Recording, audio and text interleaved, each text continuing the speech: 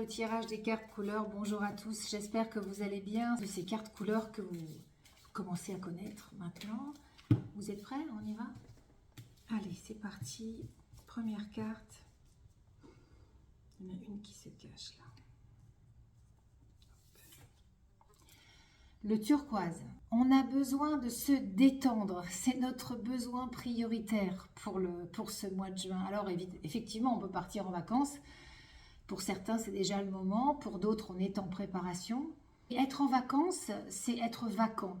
C'est être, libre du parasitage de la tête. Donc en fait, on a un mental beaucoup trop actif. On est sous pression, je dirais, tout le temps, très très souvent. Et on a besoin de détendre notre mental, donc de détendre notre corps. Aujourd'hui, je me sens calme intérieurement.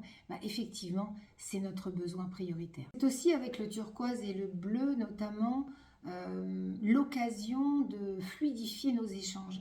Le bleu, il ne faut pas oublier que c'est le chakra de la gorge. Et il est lié, en fait, ce bleu à la communication, mais une belle communication, une communication saine, une communication...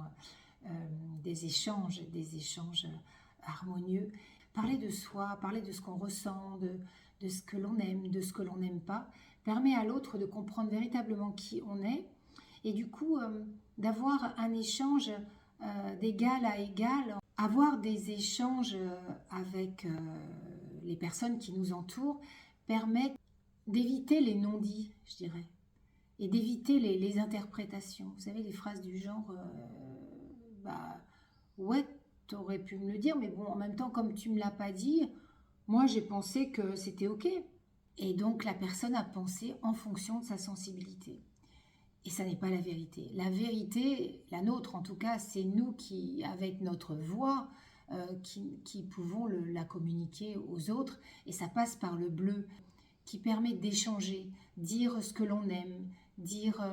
ce qui nous convient, ce qui ne nous convient pas non plus. Donc apprendre à dire oui aussi et savoir dire non, ça passe par le verbe, la verbalisation des choses. Quand on est trop sous pression, en fait, on a besoin de bleu, clairement. Quand on a un mental trop actif, on a besoin de bleu. Donc entourez-vous de la couleur bleue. Au niveau des pierres, la turquoise, la calcite bleue, toutes les pierres bleues, la fluorine bleue, qui vont vous permettre de relâcher la pression en fait. Alors, après notre besoin prioritaire, on va passer à la deuxième carte qui va être notre difficulté. Ah, le noir. Tirer le noir en difficulté, c'est le signe d'un besoin de recentrage, un besoin de ne pas papillonner, de ne pas s'éparpiller, de se recentrer. On peut avoir besoin de silence, on peut avoir besoin de méditation, de sophrologie, toutes ces techniques qui nous permettent de nous recentrer, de nous centrer sur nous, sur l'essentiel. Là, on a besoin de se ressourcer, on peut être fatigué. C'est vrai qu'on est au printemps, les beaux jours arrivent, mais on peut être fatigué, une fatigue qui s'est accumulée peut-être pendant l'hiver, et puis là, qui ressort comme ça, c'est pas très agréable. Et justement, quand on est fatigué, on a envie de se ressourcer. Alors, j'ai envie de vous dire, ne prenez pas de décisions trop rapides. Prenez votre temps, respectez votre rythme pour justement vous permettre de vous réharmoniser. Pour la troisième carte, attention, je vous propose celle-ci. C'est l'indigo. La deuxième difficulté, c'est qu'on est en quête de sens et qu'on a besoin de développer notre intuition. Mais c'est sans doute pas simple de l'écouter, cette petite voix intérieure. Pourtant, cette petite voix intérieure, elle est riche d'informations, je le dis souvent. Elle va nous permettre d'avoir une vision beaucoup plus juste de la situation. C'est le troisième œil, c'est ici que ça se passe. C'est vraiment le chakra de la clairvoyance, de la clairaudience, de la clairsentience, de toutes ces sens très fins auxquels on peut avoir accès si on est à l'écoute de l'impalpable, de l'invisible, de l'intangible. Alors c'est vrai que quand on a un esprit très cartésien, comme la plupart d'entre nous, c'est compliqué ce que je viens de dire, parce que évidemment, Ça ne se voit pas. Et pourtant, j'ai envie de vous dire, vous avez de la volonté. Moi aussi, d'ailleurs, j'en ai. On a tous de la volonté. Vous la voyez? Non. Et pourtant, elle est là. Eh bien, l'impalpable, l'intangible, toute cette intuition supérieure liée à l'indigo, c'est exactement la même chose. Alors, prendre des décisions en utilisant seulement notre mental est, à mon sens, incomplet. On a besoin d'écouter effectivement ce mental qui est très performant pour structurer, pour organiser, anticiper tout ce qu'on a à faire, et Dieu sait qu'on a beaucoup de choses à faire. Mais écouter cette petite voix intérieure, ça nous permet d'avoir des idées créatives d'un seul coup, qui peuvent paraître pour le mental un peu dingues, mais écrivez-les. Écrivez-les, notez-les, et puis replongez dedans le lendemain, le surlendemain, 8 jours ou un mois après. Vous verrez que c'est pas forcément si dingue que ça, et que c'est tellement proche de vos codes identitaires, c'est tellement proche de vous qu'il y a peut-être à creuser de ce côté-là. Pour vous permettre de vous ressourcer avec ce noir, au niveau des pierres, vous pouvez travailler avec la tourmaline noire, avec l'obsidienne, œil céleste. Vous pouvez aussi travailler avec les matites, qui sont des pierres de vitalité, qui vont vous redonner l'énergie dont vous manquez. Et puis pour l'indigo, moi j'aime parler du lapis lazuli, bien sûr. Le lapis lazuli, qui est une pierre sacrée égyptienne magique, magnifique, qui contient de la pyrite, et qui est, à mon sens, la star des pierres quand on a envie de développer son intuition supérieure. Allons-y, travaillons avec le lapis lazuli. Et pour la 4e carte, j'ai envie de vous parler de celle-ci, le rose. La finalité de ce tirage du mois de juin, c'est le rose. Le rose, c'est aujourd'hui, je m'apprécie telle que je suis. C'est ça. C'est la difficulté que l'on peut avoir pour, encore une fois, pas mal de personnes. Le rose, c'est l'amour inconditionnel. C'est je m'aime telle que je suis, sans jugement. Voilà, je suis une humaine, un humain, avec ses plus, ses moins, comme tout le monde. Et si je me mets la barre trop haute, si je suis perfectionniste, mon corps trinque, mes cellules trinquent. Et notre corps, c'est le seul véhicule terrestre qu'on a à notre disposition pour faire tout ce qu'on a à faire. On a à prendre soin de lui. Et puis nous le méritons aussi.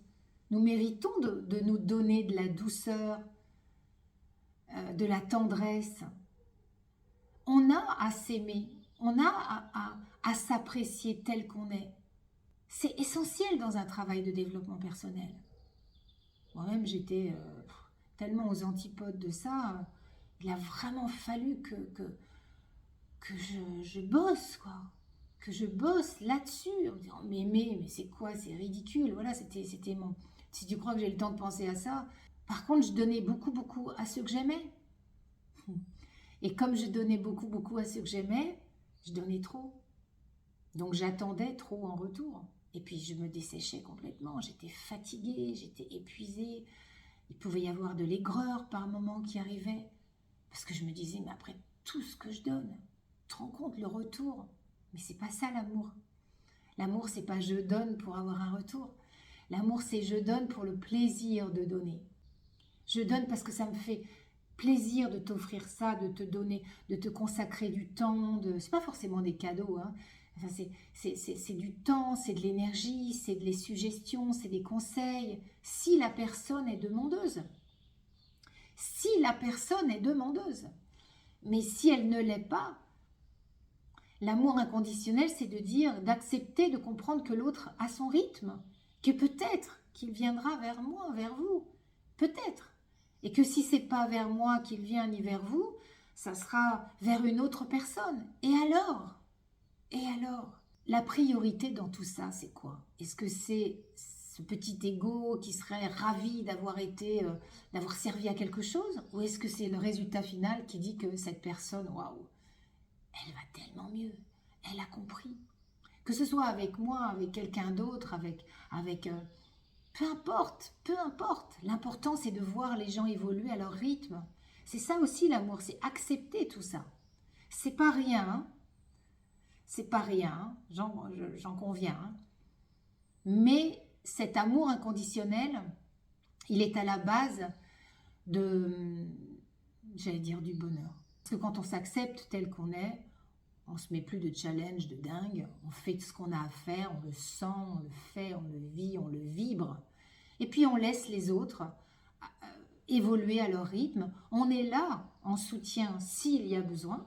Et ça permet tellement de se détendre, j'ai envie de dire. Ça me fait penser à notre turquoise, notre bleu là de départ. Notre besoin, c'est la détente.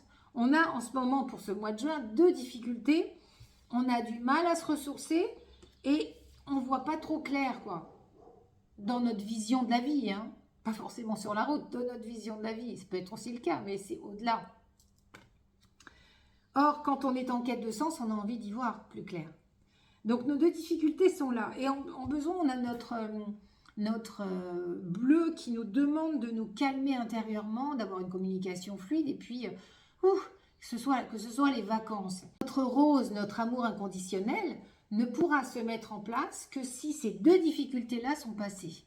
Sinon, on va continuer d'être sur les nerfs, d'être fatigué en permanence. On va continuer aussi d'être dans le mental en permanence et de ne pas écouter cette petite voix intérieure, ces petites choses imperceptibles qui nous arrivent. On va être dans le jugement, on va pas être bien en clair. Et comment pourrait-on être dans ces cas-là dans le rose? Le rose, c'est du quartz rose, c'est de la rhodonite ou de la rhodochrosite. Si vous avez à transformer, à balayer des souffrances affectives du passé, vous amenez du rose dans votre vie, c'est, je dirais, le plus beau cadeau qu'on puisse s'offrir. C'est amener cette douceur, cette rondeur, cette tendresse, cette empathie, cette compassion vis-à-vis de soi, mais aussi vis-à-vis de tout ce que l'on fait. Je pense que c'est vraiment un très très beau cadeau à s'offrir et je vous le souhaite en tout cas. Je vous dis à très très bientôt pour une prochaine vidéo. Ciao!